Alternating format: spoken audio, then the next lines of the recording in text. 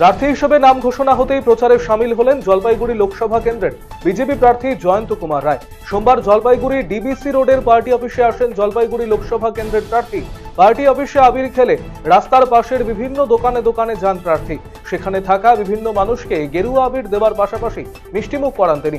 এদিন বিজেপি প্রার্থীর সাথে উপস্থিত ছিলেন সংগঠনের জেলা সভাপতি বাপি গোস্বামী সহ বিজেপির নেতা নেত্রীরা।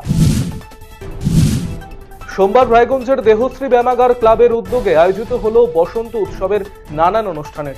এদিন ক্লাব প্রাঙ্গণে আয়োজিত হয় নৃত্য সঙ্গীত সহ নানান অনুষ্ঠান। সেখানে স্থানীয় এবং বহিরাগত শিল্পীরা সাংস্কৃতিক অনুষ্ঠান পরিবেশন করেন। বর্ণময় এই উৎসবে দিনভর চলে রঙিন আবির নিয়ে মাতামাতি। বসন্ত উৎসবে খোল করতাল বাজিয়ে হরিনাম সংকীর্তনের মধ্য দিয়ে প্রচারে সামিল হলেন বিজেপির রাজ্য সভাপতি তথা বালুরঘাট লোকসভা কেন্দ্রের বিজেপি প্রার্থী সুকান্ত মজুমদার। হাজির ছিলেন টলি অভিনেত্রী অঞ্জনা বসু। সোমবার বসন্ত উৎসব উপলক্ষে গঙ্গারামপুরে বিজেপি মহিলা মোর্চার পক্ষ থেকে দিনটি উদযাপনের আয়োজন করা হয়। বসন্ত উৎসব উপলক্ষে এদিন গঙ্গারামপুর চৌপতি এলাকা থেকে বের করা হয় বর্ণাঢ্য শোভাযাত্রা।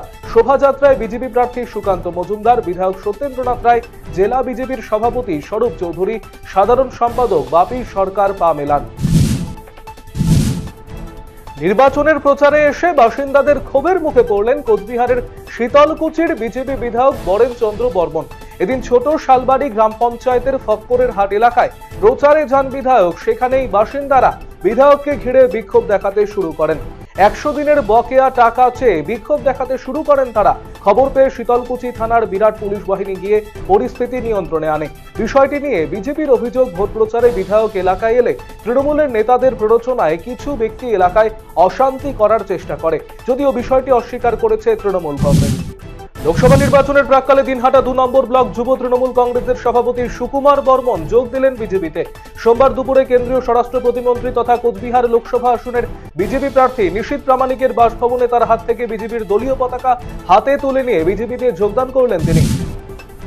জোর কদমে প্রচারে নেমে পড়েছেন রায়গঞ্জ লোকসভা কেন্দ্রের বিজেপি প্রার্থী কার্তিক পাল। সোমবার দোল পূর্ণিমার দিন থেকে বিজেপির জেলা সভাপতি বাসুদেব সরকারকে সাথে নিয়ে ভোট প্রচারে বেরিয়ে পড়লেন তিনি। এদিন প্রথমে কালিয়াগঞ্জের শ্রীকলোনিতে অবস্থিত প্রয়াত প্রাক্তন কেন্দ্রীয় মন্ত্রী তথা রায়গঞ্জের প্রাক্তন সাংসদ প্রিয়রঞ্জন রাজবংশীর পূর্ণাবয়ব মূর্তিতে মাল্যদান করেন তিনি।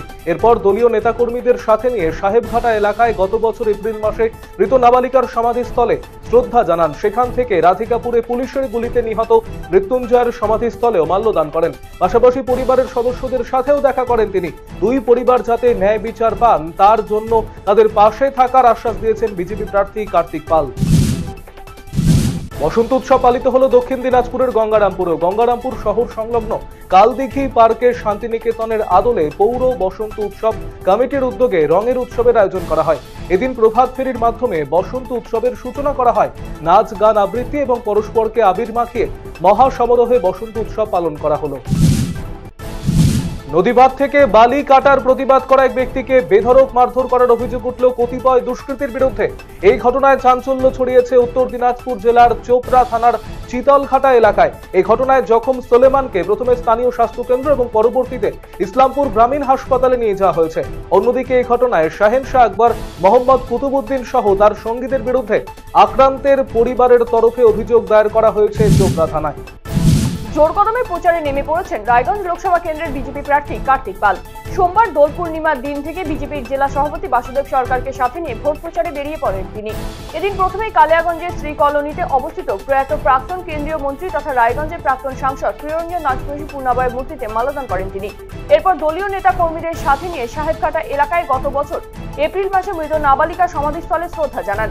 সেখান থেকে রাধিকাপুরে পুলিশের গুলিতে নিহত মৃত্যুঞ্জয় সমাধিস্থলেও মাল্যদান করেন তিনি। পাশাপাশি পরিবারের লোকেদের সাথেও দেখা করেন তিনি।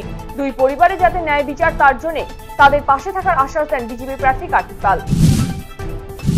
বসন্ত উৎসব পালিত হলো দক্ষিণ দিনাজপুরের গঙ্গারামপুরেও। গঙ্গারামপুর শহর সংলগ্ন কালদিঘি পার্কে শান্তিনিকেতনের আদলে পৌর বসন্ত উৎসব কমিটির উদ্যোগে রঙের উৎসবের আয়োজন করা হয়।